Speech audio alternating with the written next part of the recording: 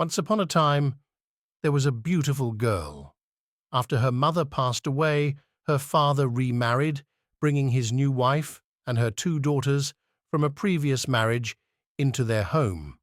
Unfortunately, these stepsisters did not like their new stepsister at all. They threw her belongings into the attic and made her do all the household chores. Even after finishing her chores, they wouldn't let her join them. Every evening, she would sit alone in the kitchen, trying to warm her hands by the dying embers of the fire. Because of this, her stepsisters began calling her Cinderella. One day, the stepsisters received invitations to a grand ball at the palace.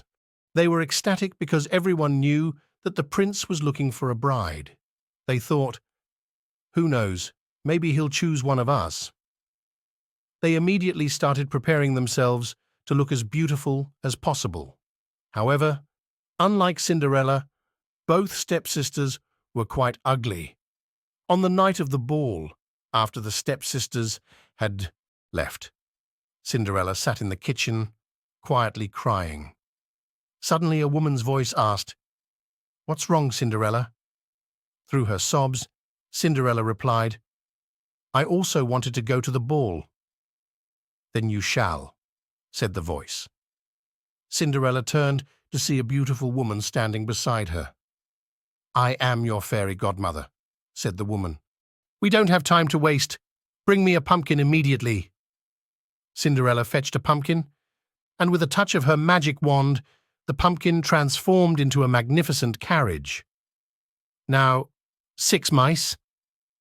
Cinderella found 6 mice, and the fairy godmother turned them into horses. "1 rat." She transformed it into the coachman. "And 6 lizards." They became footmen to pull the carriage. Finally, it was Cinderella's turn. With a touch of the fairy godmother's wand, Cinderella's tattered clothes turned into a breathtaking gown. She wore a pair of sparkling glass slippers on her feet. "There's one thing, though," said the fairy. "You must return home by midnight. At the stroke of 12, your dress will turn back into rags, the carriage into a pumpkin, the horses into mice, and the coachman into a rat. You wouldn't want the prince to see that, would you? Now go and enjoy yourself." That night, Cinderella became the star of the ball. The ladies, especially her stepsisters, admired her dress and begged to know the name of her tailor. All the gentlemen competed to dance with her. The prince, in particular, fell in love with her instantly, and from that moment on, no one else was allowed to dance with her. As the hours passed, Cinderella remembered that she had to be home by midnight.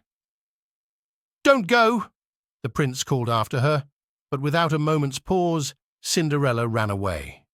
As she dashed out onto the street, her gown transformed back into rags. All that remained were her glass slippers. She didn't know where she had lost the other one. Cinderella cried herself to sleep.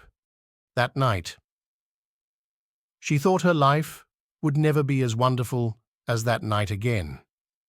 But that wasn't true. They found the other glass slipper on the palace stairs. The next morning, the prince went from house to house, asking each young woman to try on the slipper. "If I cannot find the beautiful owner of this slipper, whom I met last night, I cannot live," he said.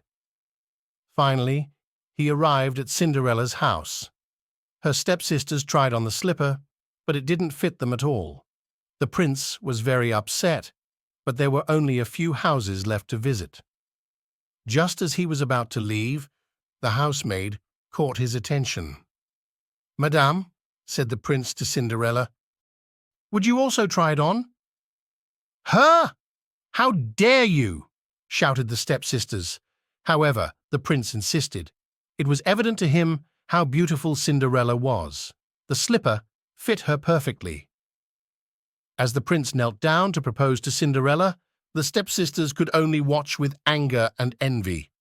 Of course, Cinderella accepted the prince's proposal, and so Cinderella and the prince lived happily ever after.